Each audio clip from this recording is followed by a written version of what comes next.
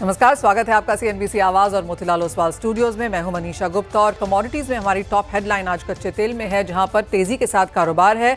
कच्चा तेल करीब करीब एक महीने के हाईज पर कारोबार कर रहा है और काफी सारी ऐसी खबरें हैं जिनका लगातार सपोर्ट हमने यहां पर बनता हुआ देखा है। एक्चुअली अगर पिछले 15-20 दिन की बात देखें तो 9% की तेजी यहां पर कच्चे तेल में इसके लोज से देखने को मिली है। यहां से आगे क्या क्यूज रह सकते हैं, इस पर करेंगे चर्चा। साथ ही बात करेंगे यहाँ पर सोने की, जहाँ पर ट्रम्प टैरिफ में जिस तरह से हमने कॉन्वर्सेशन चाइना के साथ होते हुए देखी है, एक ईज ऑफ कंसर्न्स है और जिसकी वजह से कुछ मुनाफा वसूली यहाँ पर सोने में आज भी जारी है। साथ ही बात करेंगे यहाँ पर पाम की, कुछ तेजी के साथ यहाँ पर कारोबार है, लेकिन ओवरऑल एडिबल ऑयल सेक्टर में कुछ गिरावट है। इस तालमेल को कैसे देखती है इंडस्ट्री, इस पर भी करेंगे चर्चा। इन सब पर बात करने के लिए हमारे साथ हैं मिरा एसेट शेयर खान के research analyst Mohammad Imran, GJC के chairman Rajesh Rokde, HDFC securities के head of commodities Anuj Gupta, and break के बाद हमारे साथ होंगे सनवन ग्रुप के सीईओ संदीप बजोरिया। लेकिन शुरुआत क्रूड के साथ कर लेते हैं, क्योंकि काफी सारी स्टेटमेंट्स यहाँ पर इमरान देखने को मिली हैं। सबसे पहले गिरावट है यहाँ पर यूएस इन्वेंट्रीज में, दूसरा है यूएस एंड चाइना की ऑफकोर्स ट्रेड कॉन्वर्सेशंस जो एज ऑफ नाउ सेंटिमेंट को सपोर्ट कर रही है। कैसे देखते हैं आप ये फैक्टर्स, और कहेंगे ये सब कुछ as of now baked in है क्रूड ऑयल प्राइसेस में? तो नमस्कार मनीषा जी। तो देखिए, जो पॉजिटिव सेंटीमेंट्स हैं उन्हीं की वजह से हमने देखा है कि क्रूड ऑयल अपने लो से, जो कि 4724 या 25 के लो से 15% ऊपर है। तो ये सारे फैक्टर्स हैं जो क्रूड ऑयल में काफी वर्कआउट कर गए हैं और ओवरऑल शॉर्ट टर्म में मुझे लगता है कि यही सारे फैक्टर्स क्रूड ऑयल को और से 5 to 7% का जंप दे सकते हैं। बट अगर मीडियम टू लॉन्ग टर्म बात करेंगे तो अगेन प्रोडक्शन काफी ज्यादा है अभी भी, और मार्केट बैलेंस है वो अभी भी सरप्लस में है। तो उसकी वजह से क्रूड ऑयल एक कंसोलिडेशन फेज में रहेगा, या उसका ट्रेडिंग रेंज 5600 से लेकर 5000 के बीच में रहना चाहिए मीडियम टर्म में। इमरान, दो तीन चीजें यहाँ पर और भी हैं। एक तो ऑफकोर्स ईरान के ऊपर और भी सैंक्शंस, दूसरी तरफ यूएस सीरिया पे सैंक्शंस हटाने की बात यहाँ पर कर रहा है, और जिस तरह से जो रियाद में मीटिंग हुई है जहाँ पर काफी बड़ा प्लेज ऑफ मनी यहाँ पर सऊदी अरेबिया टू यूएस जाएगा, इन डेवलपमेंट्स को कैसे देखते हैं? तो देखिए, ये तो पॉजिटिव डेवलपमेंट है, बिकॉज यूएस 1 ट्रिलियन का इन्वेस्टमेंट चाह रहा है सऊदी अरेबिया से इन देयर टेक वर्ल्ड। तो वो एक पॉजिटिव सेंटीमेंट है। प्लस ईरान का एक न्यूज है जो कि काफी प्ले कर रहा है, बट अगेन ये सैंक्शंस लॉन्ग टर्म में या मीडियम टू लॉन्ग टर्म में वर्क नहीं करते हैं। अभी वापस से अगर मैं बोलूँ कि रशिया का एक्सपोर्ट वापस से जंप हो गया है, जो कि अप्रैल में 3.2 मिलियन बैरल्स का डेली का एक्सपोर्ट कर रहे हैं विद ऑल दी सैंक्शंस। तो सैंक्शंस लॉन्ग टर्म में इम्पैक्ट नहीं करेगा। तो अगेन आई एक्सपेक्ट के प्राइसेस जो है वो काफी शॉर्ट टर्म में थोड़ा ऊपर जा सकते हैं, बट मीडियम टर्म में मुझे अभी भी थोड़ी क्रूड ऑयल में मंदी दिखती है। इमरान, दूसरी बात, जैसे आपने कहा रशिया थोड़ा सा एक अनसर्टन मार्केट है, अगर वहां पे सैंक्शंस आएंगे तो प्रोडक्शन घट सकती है, अगर ईज आता है तो और सप्लाईज आएंगी। काफी हद तक वही हाल वेनेजुएला का भी है। एज ऑफ नाउ जैसे आपने कहा हम सरप्लस मार्केट में खड़े हैं। अगर इस क्वार्टर की फर्स्ट हाफ की अब तक की बात की जाए तो कैसे देखते हैं आप crude prices until the month of June? देखिए, अगेन वही सारा जो भी गणित बैठती है वो डिमांड सप्लाई की बैठती है। अभी आप अगर ब्राजील की बात करेंगे या नॉन ओपेक नेशंस में जिनका प्रोडक्शन बढ़ रहा है, ब्राजील में प्रोडक्शन इस साल बढ़ रहा है, और इवन गोवाना का प्रोडक्शन नहीं बढ़ा है, लेकिन एक्सपेक्टेशन लाइंस पे 70% नॉन ओपेक कंट्रीज से प्रोडक्शन बढ़ सकता है। प्लस जो कि कजाकिस्तान और ये कंट्रीज हैं, इनके प्रोडक्शन में कोई कमी नहीं है। इराक का प्रोडक्शन वापस 4.42 से 4.4 के बीच में है, जबकि उनका production quota is around 4 million barrels per day. तो अगेन और डिमांड साइज अगर देखें तो चाइना का वापस जो अप्रैल का डेटा है वो it has been down from March का जो भी नंबर्स थे। बट एक जो पॉजिटिव फैक्टर्स है कि इंडिया का क्रूड इंपोर्ट बढ़ गया है। It is around 5.2 million barrel per day. Last year के कंपैरिजन में अप्रैल का नंबर्स जो थे वो 5.1 मिलियन बैरल पर डे थे। तो एक अगर डिमांड की बात करेंगे तो एक इंडिया एक पॉजिटिव फैक्टर रहेगा आगे चल के भी। सॉरी, वो नंबर मैंने मिस किया। आपने कहा 5.2 मिलियन एज ऑफ नाउ है, और पिछले साल कितना था? 5.1 मिलियन बैरल पर डे था अप्रैल के नंबर। तो हम लगातार यहाँ पर ग्रोथ आते हुए देख रहे हैं। तो एंड इंडिया जहां के पर आप नंबर्स अच्छे आ रहे हैं। इन्फ्लेशन अगर देखेंगे इंडिया की बात करें अगर हम, तो इन्फ्लेशन नंबर्स काफी कम होके आए हैं कल, और फूड इन्फ्लेशन जो है 1.78 है। तो ओवरऑल लाइक आगे चल के हम आरबीआई से रेट कट भी देख सकते हैं। तो ओवरऑल इंडिया का ग्रोथ स्टोरी इंटैक्ट रहेगा इमर्जिंग मार्केट्स में। तो ये पॉजिटिव डेवलपमेंट है crude oil, global crude oil demand के लिए। Imran, from the place where you sit, आपको क्या लगता है, क्या इंडिया की ये ग्रोथ यहाँ बरकरार रहेगी, और क्या कोई पैटर्न है, कोई फॉरवर्ड लुकिंग स्टेटमेंट्स हैं कि अगले साल या अगले 5 साल में हम कहाँ हो सकते हैं? आप क्रूड ऑयल की डिमांड की बात करें या Indian crude oil import. Again crude oil का जो भी नंबर्स आ रहे हैं, या अगर नंबर्स की बात करेंगे, तो मुझे लगता है कि इंडिया का ग्रोथ स्टोरी इंटैक्ट रहेगा। इस बार का जो इंक्रीमेंटल, जो ग्लोबल इंक्रीमेंटल डिमांड है, वो उसमें भी इंडिया का ही सबसे ज्यादा रेशियो है। एक्सपेक्टेशन है कि 0.3 से 0.5 मिलियन बैरल का इंक्रीमेंटल जो डिमांड होगा वो इंडिया से ही रहना चाहिए। एंड नंबर्स भी वही शो करें। तो अगर आप अगले साल की या इस साल की भी बात करेंगे, तो मुझे लगता है क्रूड ऑयल में सपोर्टिंग फैक्टर तो मैंने बता ही दिए। तो क्रूड ऑयल में इंडिया के टर्म्स में तो अच्छे डिमांड के एक्सपेक्टेशंस है, और ओवरऑल ग्रोथ जो दिख रहा है कि प्राइसेस की बात करेंगे, तो मुझे लगता है कि शॉर्ट टर्म में क्रूड ऑयल प्राइसेस को 5050 का लेवल निकालना इंपॉर्टेंट है। और इंटरनेशनल में मुझे लगता है 65 WTI का 65 का एक स्ट्रॉन्ग रेजिस्टेंस है। अगर वो ऊपर सस्टेन होता है तो ही प्राइसेस उसके ऊपर ट्रेड करेंगे। अदरवाइज तो मुझे लगता है मीडियम टर्म में आप 60 से 65 का एक लेवल मान लें consolidation. Fair point that. Imran, बहुत शुक्रिया साथ जुड़ने के लिए, काफ़ी सारे नंबर्स हमारे साथ शेयर करने के लिए। और जैसे इमरान कह रहे हैं, वेल इंटरनेशनल मार्केट्स में अनसर्टनिटीज़ हैं, हम अपने लोज से 15% बढ़ चुके हैं और यहाँ से 5-7% की तेज़ी देखने को मिल सकती है, अनलेस हम यहाँ पर कोई बहुत बड़ी सरप्लस वाली सिचुएशन फिर से रिक्रिएट होता हुआ देखें। अनुज, आप कैसे देखते हैं क्रूड ऑयल प्राइसेस को, और किस रेंज में और क्या ट्रेंड्स आप यहाँ पर देखेंगे? Manoj ji, good morning. देखिए, पिछले 2 सेशन में काफी अच्छी तेजी हमने आती हुई देखी है। इनफैक्ट अगर आप देखेंगे तो WTI अब करीबन $63 तक है, और ब्रेंट करीबन $66 के आसपास आते हुए दिखाई दिया। ऑलमोस्ट करीबन $10 की हम रिकवरी पिछले 15 दिनों में देख चुके हैं। हालांकि इन बिटवीन हमने ये भी देखा कि ओपेक प्लस मेंबर्स ने प्रोडक्शन इंक्रीज किया, उसके बावजूद भी यहाँ पर एक रिकवरी आती हुई दिखाई दी, क्योंकि कहीं ना कहीं ऑप्टिमिज्म हम देखें तो यूएस चाइना ट्रेड वॉर से आता हुआ दिखाई दिया। India Pakistan trade cease fire है, उसकी वजह से भी सपोर्ट आता हुआ दिखाई दिया। तो हमने देखा कि कहीं ना कहीं जो प्राइसेस है वो यहाँ पे ऊपर की तरफ आते हुए दिखाई दिया। डिमांड जो है बढ़ती हुई दिखी, उसकी वजह से हमें लग रहा है कि भावों में तेजी आती हुई दिख रही है। मगर फिलहाल ऑलरेडी काफी प्राइस इंक्रीज हुए हैं, सप्लाईज यहाँ पर ओवर है। मुझे लगता है कि यहाँ पे कहीं ना कहीं आपको सेलन राइस का मार्केट देखा जा सकता है, काफी इंक्रीज हुए हैं। तो यहाँ पर मैं एक्सपेक्ट कर रहा हूँ कि इंट्राडे में प्रॉफिट बुकिंग आ सकती है। तो बिकवाली की सलाह रहेगी करीबन 5420 के आसपास बिकवाली करें, स्टॉप लॉस 5475 का लगाएं, टारगेट 5310 तक हो सकता है। अगर हम एक रेंज की बात करें तो हमें लगता है कि 5200 से लेकर 5500 के बीच का मार्केट ये रह सकता है। मीन्स कहीं ना कहीं अगर हम WTI की बात करें तो $60 से लेकर $65 के बीच भाव रह सकते हैं, और ब्रेंट में करीबन 63 से लेकर $70 के बीच। तो ये रेंज मुझे लगता है कि इंटैक्ट हो सकती है, और मार्केट जैसे से ऊपर जाएगी उतना ही वहां पे सेलिंग प्रेशर आ सकता है। तो यहाँ पे हमें लगता है कि बिकवाली के साथ ट्रेड देख सकते हैं।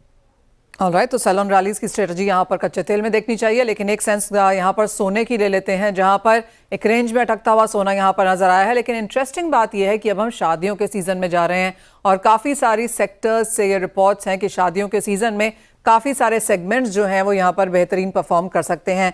GJC के चेयरमैन राजेश रोकड़े हमारे साथ हैं। राजेश जी, नमस्कार। एक चीज़ जो शायद फ़ायदा दिलाएगी सोने के प्राइसेस की मुनाफा वसूली की, वो है वेडिंग डिमांड। कैसे देखते हैं वो आप आती हुई? और एक और सेंस यहाँ पर, जिस तरह से हमने GJPC की रिपोर्ट आते हुए देखी, और उनका मानना है कि अप्रैल में भी यहाँ पर एक्सपोर्ट्स में 5% की गिरावट ही देखने को मिली है as compare to last year. First quarter बहुत अच्छा नहीं था, अप्रैल का भी वैसा ही ट्रेंड देखने को मिल रहा है। तो जहाँ तक एक्सपोर्ट के नंबर्स हैं, बढ़त नहीं है, नेगेटिव हैं। इंडियन मार्केट्स आप कैसे देखते हैं? हाँ बिल्कुल मनीषा जी, जो आप बोल रहे हैं बिल्कुल सही बोल रहे हैं। और जिस तरीके का अभी मार्केट है उसमें जिस मतलब जो गोल्ड रेंज है, मुझे याद है जनवरी में ये 62,500 था 14 जनवरी को, मुझे आज भी याद है। और 14 फरवरी वैलेंटाइन डे पे 86,000 हो गया था। तब लग नहीं रहा था कि गोल्ड 90,000 के ऊपर जाएगा करके, लेकिन गोल्ड 99,350 तक के जाकर फिलहाल अभी एक बेस बना चुका है 3000 के आसपास का। आप पीछे एक महीने से देख रहे होंगे गोल्ड जो रेट है 93,000 टू 94,000 के आसपास ही चल रहा है, जबकि टैरिफ जो वार चल रहा था उस वजह से ट्रम्प का जो करेक्शंस आया अभी 2 दिन पहले, उन्होंने टैरिफ को कम कर दिया चाइना ने और यूएस ने। उसके बाद प्रॉफिट बुकिंग हमारी इंडस्ट्री में 100% हुई है और ये बार बार होगी बिल्कुल। शायद गोल्ड में जब ओवरबाउट मार्केट हो जाता है तो उस समय में प्रॉफिट बुकिंग बीच बीच में होती रहती है, लेकिन ओवरऑल जो मुझे लगता है गोल्ड अभी भी बुलिश ही है। और जिस तरीके का अभी वेडिंग सीजन चल रहा है इस वजह से काफी लोग खरीदारी कर ही रहे हैं, उनको बिल्कुल ये भी रेट जज गए, उनको लगता है कि आने वाले दिनों में और गोल्ड रेट बढ़ सकते हैं। और जैसे कि आपने एक्सपोर्ट के लेके बात कही तो निश्चित तौर पे एक्सपोर्ट में थोड़ा सा गिरावट आई है। और लेकिन घरेलू मार्केट में मुझे लगता है कि ये क्वार्टर उतना अच्छा नहीं गया जितना एक्सपेक्टेशन के हिसाब से था।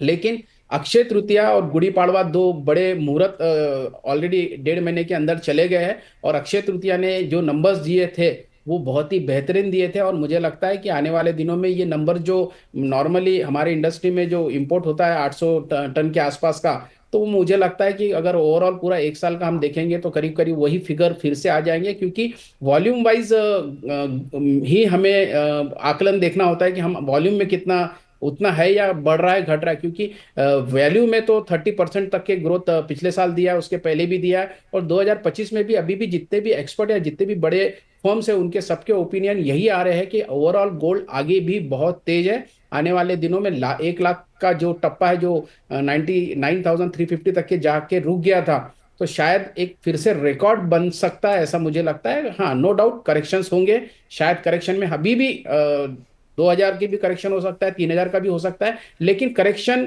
ऑलवेज यही कहूंगा कि उस समय में ये अपॉर्चुनिटी है गोल्ड में बाइंग पोजीशन बढ़ाने के लिए।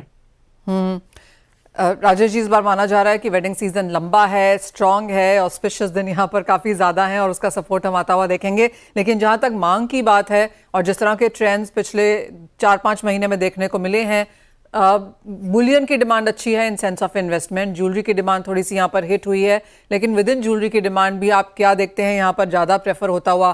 क्या वो गोल्ड है, क्या वो डायमंड्स है, क्या वो लैब ग्रोन्स है, क्या वो सेमी प्रेशियस स्टोन्स हैं? क्या लोग फिलहाल खरीद रहे हैं यहाँ पर? देखिए, मैं खुद रिटेलर हूँ। पहले ऐसा होता था, लोग इन्वेस्टमेंट ही करके सोचते थे कि गोल्ड मतलब इन्वेस्टमेंट, लेकिन अभी उनको ऐसा नहीं रहा। अभी ये एक कहीं ना कहीं फैशन ज्वेलरी बोलिए या फिर स्टेटस सिंबल बोलिए, या अपने आप में जब वो उस चीज को यूज करते हैं तो एक अलग कॉन्फिडेंस कस्टमर के चेहरे पे आता है। इस वजह से लोग अभी ज्वेलरी ज्यादा बाय करते हैं। पहले और अभी के मुकाबले में इस इंडस्ट्री में बहुत जबरदस्त तरीके के चेंज आया है। पहले लोग गोल्ड खरीदते समय में उनको एक डाउट रहता था कि हम गोल्ड खरीदेंगे तो शायद इसमें दाग या किसी तरह का नुकसान होगा, बदलेंगे तो उसमें वेस्टेज कटेगा या उसमें किसी प्रकार की और कटौती होगी। लेकिन जब से मैंडेटरी हॉलमार्किंग हमारे इंडिया में हो चुका, तब से यह सब झमेले जो ये सोच थी उन लोगों को भी समझ में आ गया है कि कहीं की ज्वेलरी हम कहीं लेके जाते हैं तो किसी प्रकार का नुकसान नहीं होता। इस वजह से ही केवल अभी लोग बुलियन से ज्यादा गोल्ड की ज्वेलरी, डायमंड की ज्वेलरी, प्लेटिनियम हो या फिर लैब ग्रोन हो, सभी तरह के कस्टमर से सभी लोग जम के खरीदारी कर रहे हैं। हाँ, बुलियन का सेल हमारा निश्चित तौर पे कम हुआ है, उल्टा मतलब मैं ये कहूंगा कम हुआ है। और ज्वेलरी भी हमारा जो सेगमेंट है ज्वेलरी में बढ़ गया है, क्योंकि मुझे याद है अक्षय तृतीया में जो हमने पिछले साल जितना बुलियन बेचा था उससे कम बुलियन हमने इस बार अक्षय तृतीया में बेचा है, जबकि ज्वेलरी ज्यादा बिकी है। तो इस वजह से ट्रेंड अभी चेंज हुआ है। और मोस्टली इंडिया जो है यंगेस्ट कंट्री माना जाता है, तो यंग लोग जितने भी है, जेनजीज है, वो सभी वो तिजोरी में या कबर्ड में जमा करने वालों में से नहीं है। वो चाहते हैं कि मैं उसे यूज कर सकूं, आज का दिन मैं अच्छे से जी सकूं। इस वजह से उन्होंने अभी ज्वेलरी बाई करना शुरू कर दिया है। एक फाइनल सवाल राजेश जी, अब इस क्वार्टर से क्या एक्सपेक्टेशंस हैं? क्या लगता है आप विद द वेडिंग सीजन पूरे स्विंग में यहाँ पर, और कितना लंबा है ये वेडिंग सीजन और किस तरह की बाइंग एक्सपेक्टेड है? देखिए, अभी वेडिंग सीजन में अभी 2.5 महीना अभी और है। जून और जुलाई तक के भी वेडिंग्स रहते हैं, और मोस्टली एनआरआईज भी काफी जून के समय में आती है। और अभी जैसे बच्चों की अभी एग्जाम खत्म होने के अभी जो बीच का वैकेशन होता है, समर वैकेशन, तो उस समय में एक बार थोड़ा सा स्लो डाउन आता है, पर्टिकुलरली क्योंकि सभी लोग वैकेशन में जाते हैं। लेकिन जैसे ही वैकेशन से वापस आने की शुरुआत शुरू हो जाता है, हमारा मार्केट फिर से गुलजार हो जाता है।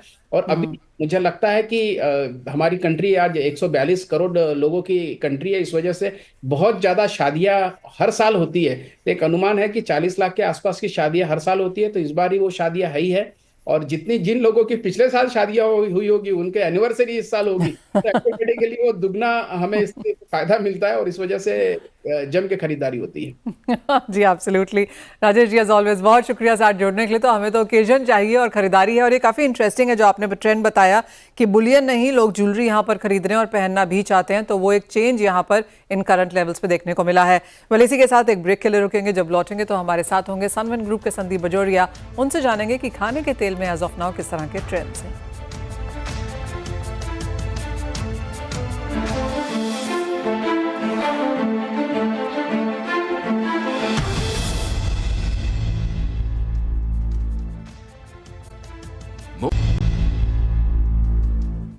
मलेशियन मार्केट्स में अगर देखें तो पाम तेल की कीमतों में आज चौथे दिन तेजी देखने को मिली है। शुरुआती दौर में तो 3% तक की बढ़त भी यहां पर देखने को मिली थी।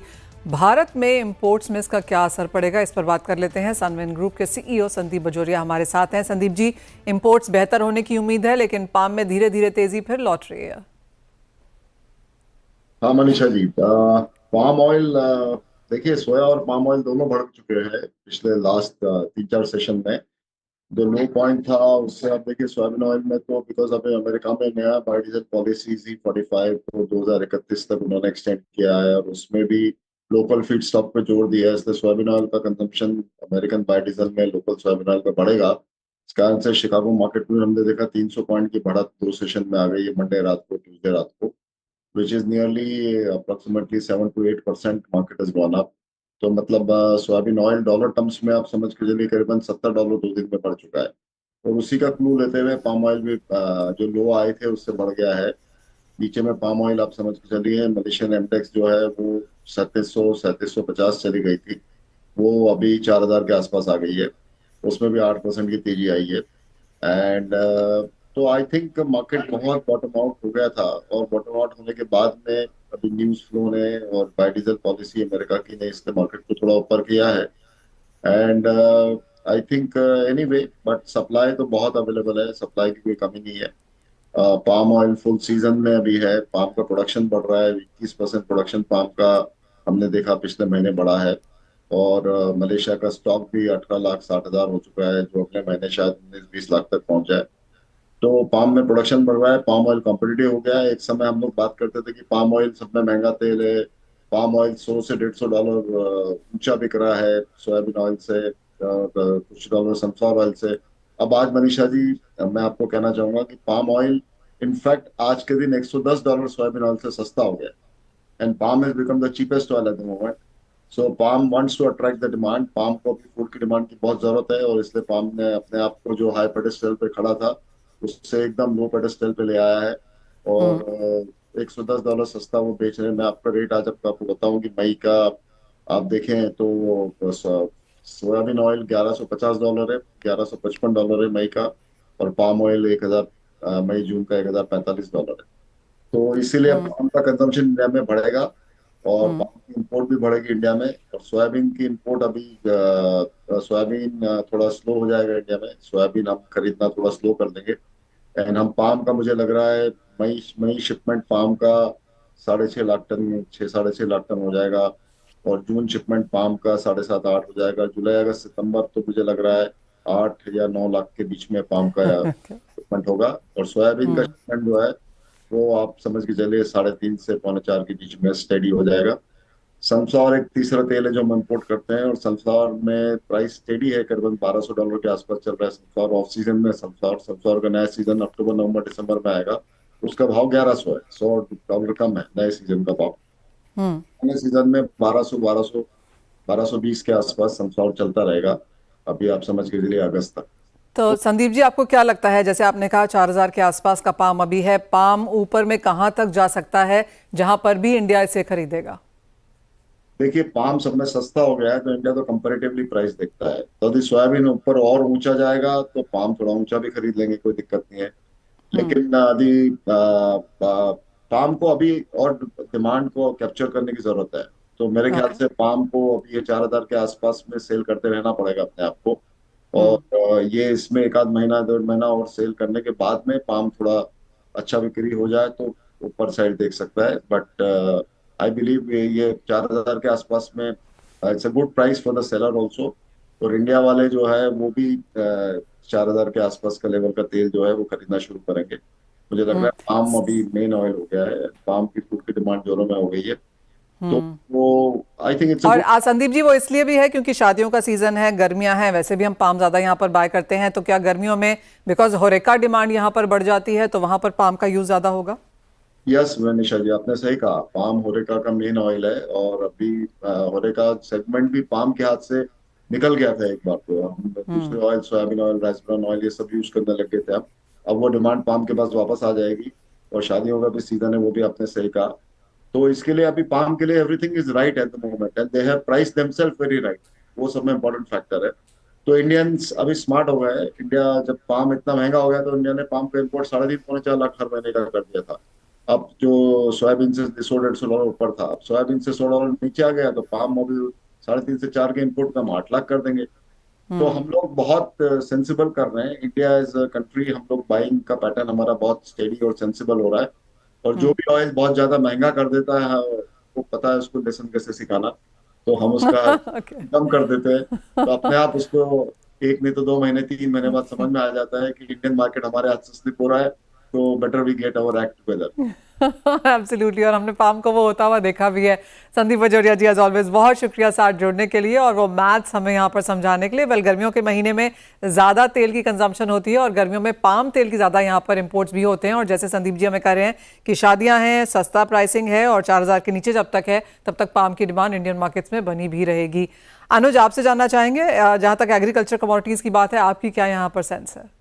देखिए, एग्रीकल्चर में कहीं ना कहीं हमने देखा है कि अच्छे मानसून की वजह से एक सेलिंग प्रेशर आता हुआ दिखाई दिया है। हमें लगता है कि अब जो प्राइसेस हैं यहाँ से एक रिकवरी मोड में आ सकते हैं। अगर हम पर्टिकुलर बात करें स्पाइस पैक की, तो मुझे लगता है कि अब ओवरसोल्ड जोन में है, और जो टेंशन कुछ कम हुई है उससे मुझे लगता है कि डिमांड बढ़ सकती है। तो यहाँ पर मुझे लगता है कि टर्मरिक, जीरा, धनिया सभी के अंदर एक रिकवरी का ट्रेंड देखने को मिल सकता है। इवन हम एक्सपेक्ट कर रहे हैं कि ग्वारसीड ग्वारगम के अंदर भी रिकवरी का ट्रेंड देखने को मिल सकता है। तो मुझे लगता है कि एग्रीकल्चर पैक अभी एक ओवरसोल्ड जोन में है, और डिमांड बढ़ने की वजह से शॉर्ट टर्म एक रिकवरी पूरे एग्रीकल्चर पैक में आ सकती है। अनुज, आपकी एक सेंस यहाँ पर मेटल्स पे भी लेना चाहेंगे, जहाँ पर कुछ तेजी के साथ कारोबार है। क्या हम सारी अच्छी न्यूज़ फैक्टर इन कर चुके हैं, या आपको लगता है यहाँ से भी 5-1% की बढ़त है? कहाँ पर बाइंग रिकमेंडेशंस आप देना चाहेंगे? देखिए, मुझे लगता है कि बेस मेटल में कॉपर और जिंक दोनों ही अच्छे कैंडिडेट लग रहे हैं। हमने जिंक के अंदर काफी अच्छी रिकवरी आते हुए देखी है, तो जिंक में मुझे लगता है कि खरीदारी के तौर पे देखा जा सकता है। करीबन 254.50 में स्टॉप लॉस 251.80 का लगाएं, टारगेट करीबन 260 के आसपास तक जिंक में आ सकता है। वहीं कॉपर ऑलरेडी अच्छे रनअप के साथ चल रहा है, मुझे लगता है कि कॉपर में भी करीबन 854 के आसपास थोड़ा सा डिप मिलता है 3-4 रुपए का, तो खरीदारी का ट्रेड लें। स्टॉप लॉस 847 का लगाएं, टारगेट हमें लगता है कि 864 तक आ सकता है। तो इंडस्ट्रियल मेटल, क्योंकि यूएस चाइना ट्रेड वॉर एक पॉजिटिव नोट पे है, मुझे लगता है कि इससे सबसे हद तक पॉजिटिविटी बेस मेटल पे रहेगी और इंडस्ट्रियल मेटल को सपोर्ट मिल सकता है। आपको लगता है कि ये रब ऑफ हम चांदी पर भी आता हुआ देखेंगे? देखिए, डेफिनेटली अगर हम एक लॉन्ग टर्म व्यू लेके चलें तो मुझे लगता है कि चांदी के अंदर एक अच्छा पोटेंशियल बाकी है, और एक लॉन्ग टर्म में चांदी हमें लगता है कि अगेन 1 लाख के ऊपर आती हुई दिखाई देगी। तो थोड़ा लंबा व्यू बना के चल सकते हैं। तो शॉर्ट टर्म में थोड़ा सा मार्केट रेंज बाउंड रहेगा, बट हाँ, लंबी अवधि के लिए मुझे लगता है कि चांदी में अच्छा पोटेंशियल है, तो यहाँ भी खरीदारी का ट्रेड देखना चाहिए लंबी अवधि के लिए। अनुज, एक फाइनल क्विक व्यू यहाँ पर रुपए पे? देखिए, रुपये मुझे लगता है कि थोड़ा काफी साइडवेज है, क्योंकि अगर आप डॉलर इंडेक्स में देखेंगे तो कोई खास मोमेंटम नहीं है। बट हाँ, रुपये यहाँ पर मुझे लगता है कि कहीं ना कहीं थोड़ा सा अप्रिशिएट हो सकता है। हालांकि जो रेंज है 84.70 से लेकर 85.50 तक, ये रेंज मुझे लगता है कि रुपये में रह सकती है। थोड़ा अप्रिशिएशन मैं एक्सपेक्ट कर रहा हूँ कि रुपये में आ सकता है। तो बाइंग अपॉर्चुनिटीज यहाँ पर एग्री में भी हैं, नॉन एग्री में भी हैं, और रुपए में भी कुछ एप्रिसिएशन की एक्सपेक्टेशंस यहाँ से भी बनती हुई। अनुज, बहुत शुक्रिया एज ऑलवेज हमारे लिए समय निकालने के लिए। इसी के साथ हमें दीजिए इजाजत, एक ब्रेक के लिए रुकेंगे, जब लौटेंगे तो यहाँ पर फोकस करेंगे इक्विटीज पर।